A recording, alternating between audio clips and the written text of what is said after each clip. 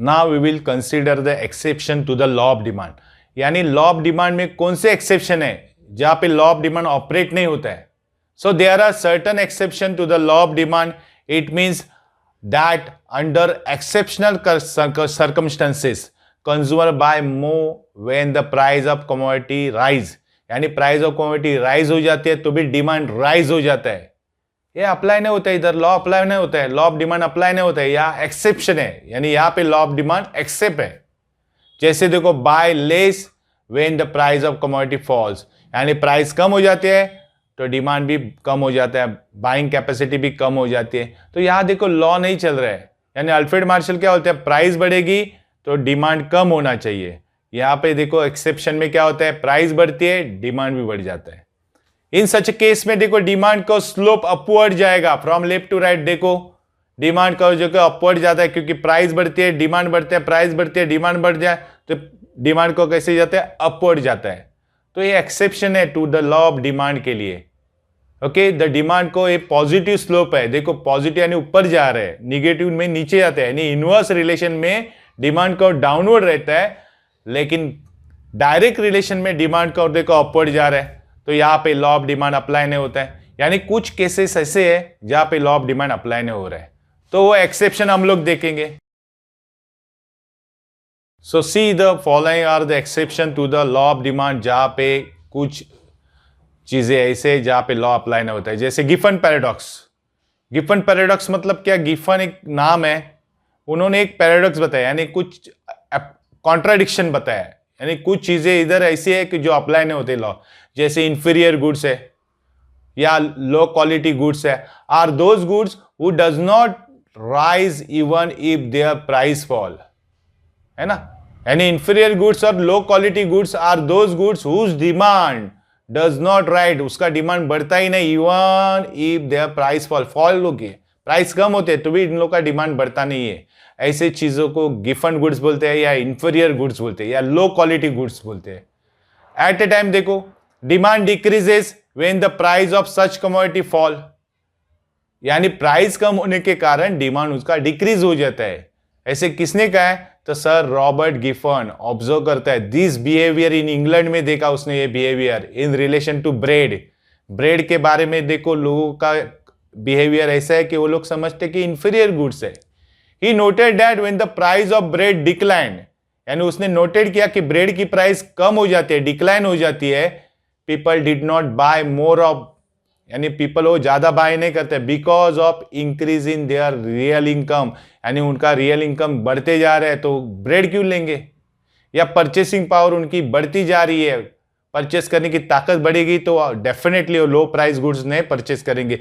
ये बिहेवियर उसने इंग्लैंड में ऑब्जर्व किया और उन्होंने लॉ ऑफ डिमांड को एक एक्सेप्शन निकाला, उसको बोलते हैं Giffen paradox. They prefer to buy superior goods like meat, superior goods purchase करने लगे, इंफीरियर गुड्स को कंसीडर नहीं करने लगे। This is known as Giffen paradox बोलते हैं। तो ये लॉ ऑफ डिमांड में एक एक्सेप्शन है। सेकेंड एक्सेप्शन है प्रेस्टीज गुड्स। प्रेस्टीज यानी सुपीरियर गुड्स, जो एक्सपेंसिव गुड्स है लाइक डायमंड्स गोल्ड देखो आर स्टेटस सिंबल है, so rich people buy more of it. जो रिच लोग है वो ज्यादा खरीदी करते हैं even when their price are high, यानी उनका प्राइस हाई है फिर भी खरीदी करते हैं। खाली प्रेस्टीज यानी स्टेटस दिखाने के, सोसाइटी में हम लोग का इमेज दिखाने के लिए वो बाय करते हैं। तो इधर लॉ ऑफ डिमांड अप्लाई नहीं होता है। लॉ ऑफ डिमांड क्या बोलता है, हाई प्राइस लो डिमांड, और प्रेस्टीज गुड्स में देखो हाई प्राइस में हाई डिमांड है तो इधर लॉ अप्लाई नहीं होता है, ये एक्सेप्शन। नेक्स्ट एक्सेप्शन है स्पेकुलेशन। स्पेकुलेशन यानी क्या, तो law of demand does not hold true when the people expect करते यानी स्पेकुलेट करते हैं, यानी हम लोग जजमेंट लगाते हैं क्या प्राइस तो राइज होएगी स्टिल फर्दर, आगे भी प्राइस बढ़ेगी, ये हम लोग का स्पेकुलेशन है यानी अंदाज है। इन दिस केस में ऑल दो प्राइस है राइज टुडे, अभी भी प्राइस बढ़ जाती है तो कंज्यूमर विल बाय मोर, ज्यादा बाय करता है। क्यों, इन एंटिसिपेशन, एंटिसिपेशन है उसका जजमेंट है, अंदाज है, स्पेकुलेशन है कि फर्दर राइज इन प्राइस, यानी आगे भी प्राइस बढ़ने वाली है, इसलिए अभी प्रेजेंट में हाई डिमांड हाई प्राइस में हाई डिमांड रहता है, यानी उनको लगता है आगे जाके और प्राइस बढ़ेगी तो प्रेजेंट में भी हाई प्राइस में हाई डिमांड रहता है, तो इसको बोलते हैं स्पेकुलेशन।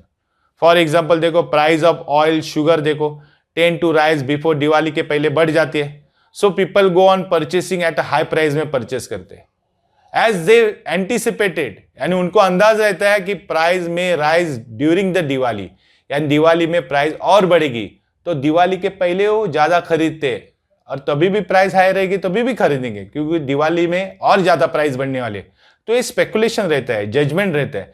तो ये जजमेंट में भी देखो लॉ ऑपरेट नहीं होता है. हाई प्राइस में हाई डिमांड होता है क्योंकि उनको लगता है आगे जाके और प्राइस हाई होने वाली है. तो एक एक्सेप्शन है. नेक्स्ट एक्सेप्शन है ignorance. Sometime due to ignorance people, ignorance यानी हमें पता ही नहीं, आगे बहुत सस्ता मिल रहा था लेकिन हम लोग ने प्रेजेंट प्राइस में हाई लेके गया, तो उसको होते हैं इग्नोरेंस पीपल, यानी उनको मालूम नहीं है. Buy more of commodity at a high price में खरीदते हैं. दिस में happen when the consumer is ignorant about the price, price के बारे में इग्नोरेंट है, उन्हें पता नहीं था of that commodity in at other place. Other place में वही कमोडिटी की प्राइस सस्ती रहेगी, वो मालूम नहीं था, इसलिए उन्होंने हाई प्राइस में गुड्स उठाए. इधर भी लॉ अप्लाई नहीं होता है, बिकॉज उसको रियल प्राइस मालूम नहीं थी, उसको लगा लो प्राइस है और लेके आया गुड्स, बाद में मालूम पड़ा वो हाई प्राइस में लेके आया, तो इधर लॉ अप्लाई नहीं होता है. नेक्स्ट एक्सेप्शन है